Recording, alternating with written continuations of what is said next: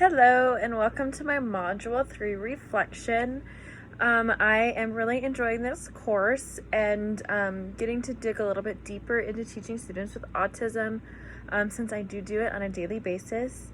The question number one, as a practitioner, have you had the opportunity to work with a learner with ASD in the classroom? Yes, I have had a lot of opportunities. Third year teacher in a special education classroom. I have been able to work with 5 students with autism in my normal classroom. They've been between 5th through 8th grade, all completely different students. And then I'm also working with 2 students with autism in my summer school setting, which is different than my normal setting. So I'm teaching kindergarten. So I have 2 students in kindergarten that are both diagnosed with autism. So the first part of this question, what were my experiences? Every single student is completely different. They have their own unique strengths, abilities, weaknesses. They have their own unique way of doing things. They have their own unique triggers. They have their own unique kind of ways that they cope with things. So my experiences with them are getting to know the student and then putting into play a plan and a structure that works best for them, because what works best for one student doesn't work best for another. So they each have their own different kind of quirks, and they have their own different routines and atmospheres in my classroom. I worked with them in both an inclusion and a self-contained setting. A few of them are 100% in the regular classroom with some inclusion support, which I support them with, and then I have a couple that are they're self-contained students who have full one-on-one aids, and I am their support teacher. So I've gotten to work with in both settings. What challenges did I experience?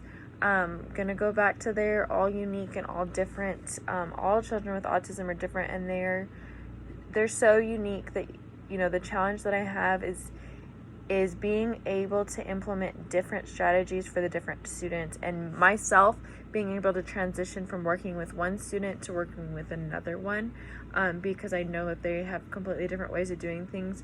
So that part of my day is the most difficult, is transitioning from one student with autism to the next.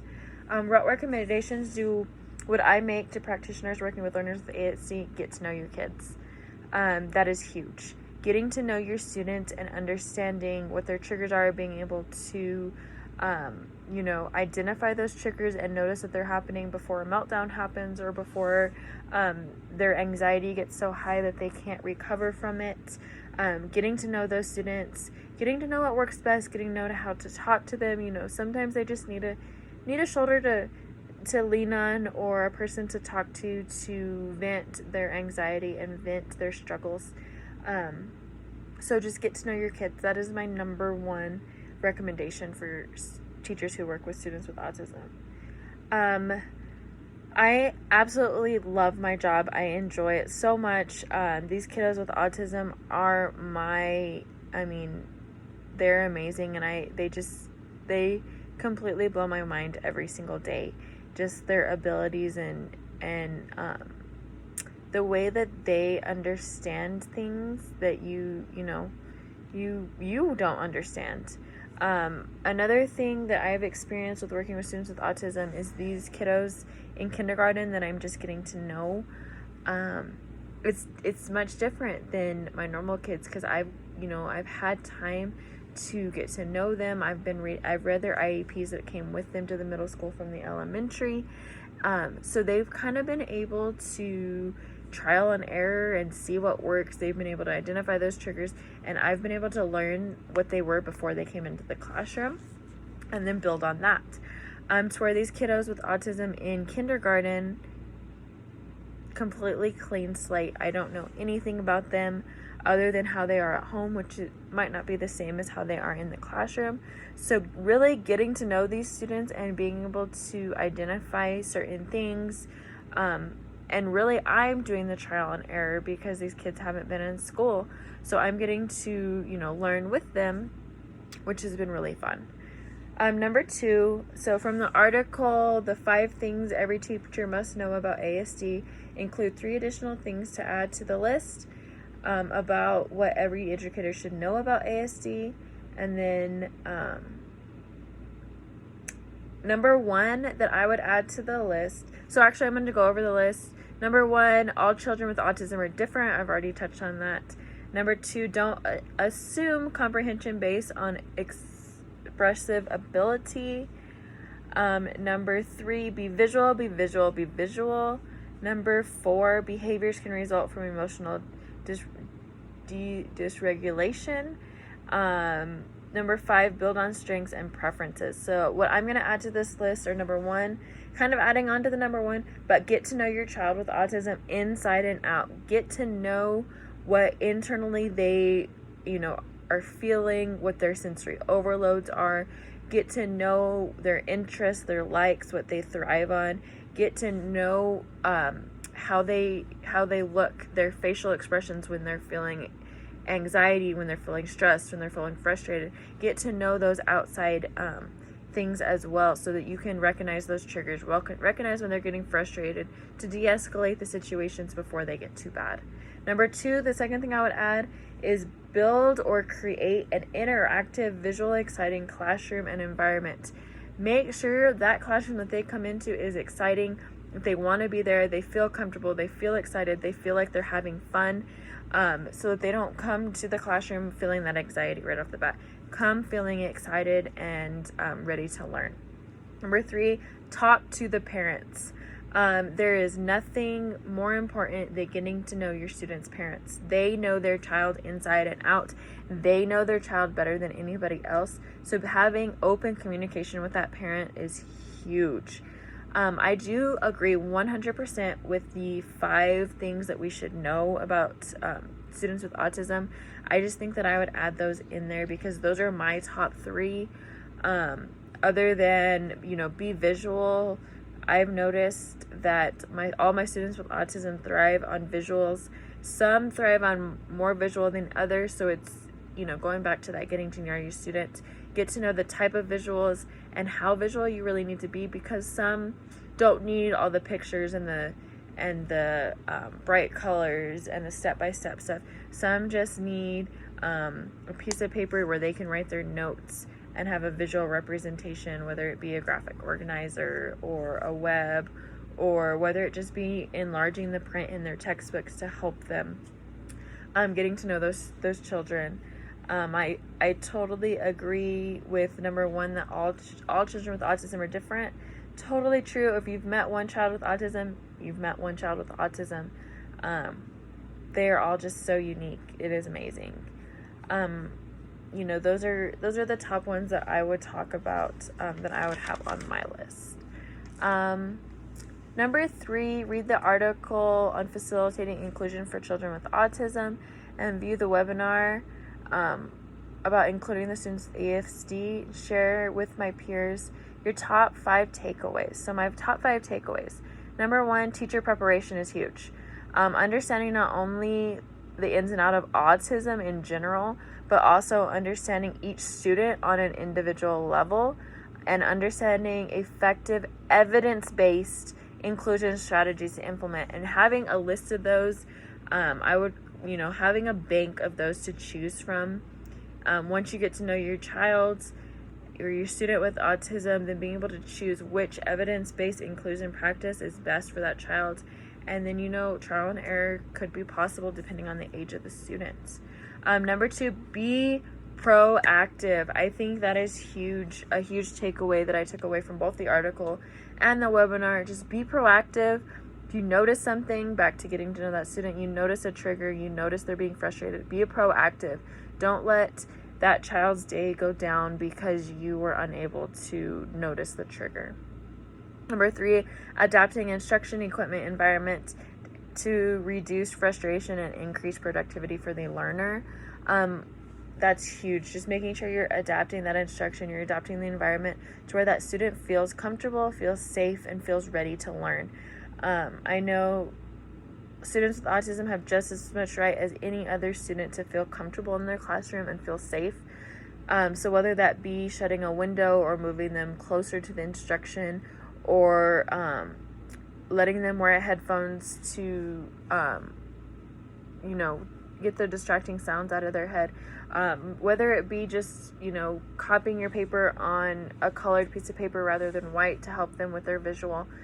Just adapting it so they feel comfortable, they feel safe, and they feel ready to learn. Number 4, promote organization, to be proactive.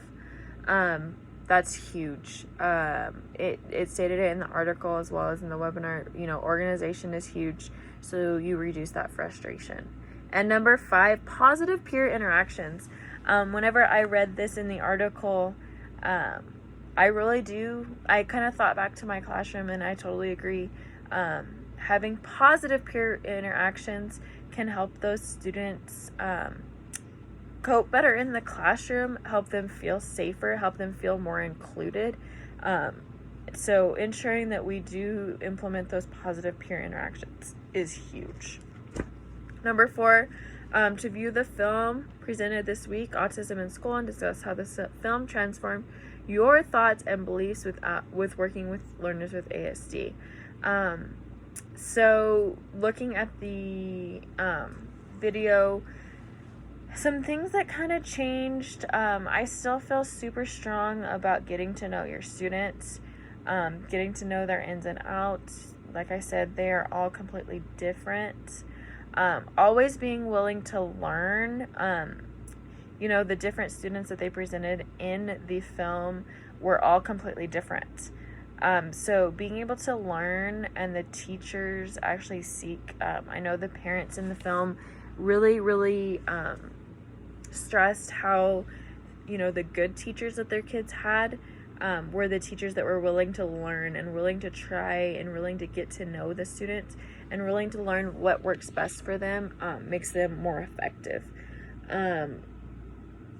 I know they touched a lot on doing what's best for the child, doing what works for them. Being a teacher means being flexible, and maybe you have to change your way of teaching to what works best for that student. Use their peers. That's something else that I kind of struggle with in the classroom, is using their peers.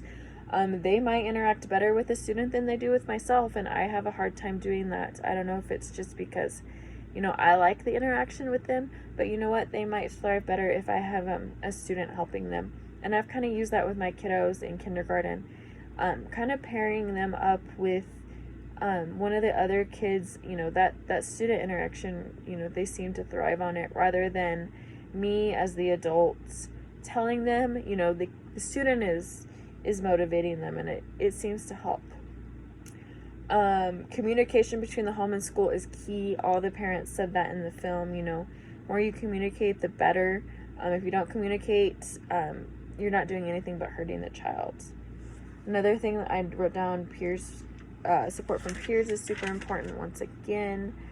I want to touch base on the special schools. I know that parents really do struggle with that. They want their kid to be included. They want their kid to be normal. They want their kid to interact. So that is a huge thing that's stressful for parents, is making that decision to place their student in a special school. I think us as educators really need to remind them that if it is what is best for the student at the time, encourage them, and then reiterate that and ensure them that it's what's best at the time, but if they do well, we can transition them back into mainstream school. I think really ensuring them that our goal is to get them back into a mainstream school could really help them make that decision, to get them the help that they do need, but to ensure that our goal is not to just get rid of that kid, but it's to let them get what they need, and then gradually put them back into mainstream school. I think a huge thing about the secondary schools that they talked about was the social aspect of it, and how they don't, students with autism don't really understand slang. They don't understand joking around. They don't understand kids playing. They take it harmful, and they take it to heart, and that really, makes them anxious or makes them not want to be in school. So I think that's a huge thing to touch on into the high school level. Film was amazing, and I'm really looking forward to learning more about autism. I really enjoyed this module, and I learned a lot, and I really like reflecting on what I'm doing in the classroom and kind of comparing it to, those in the film, to those things that I'm learning, what educators should know, just kind of comparing what I'm doing and what can make my practice better. So thank you.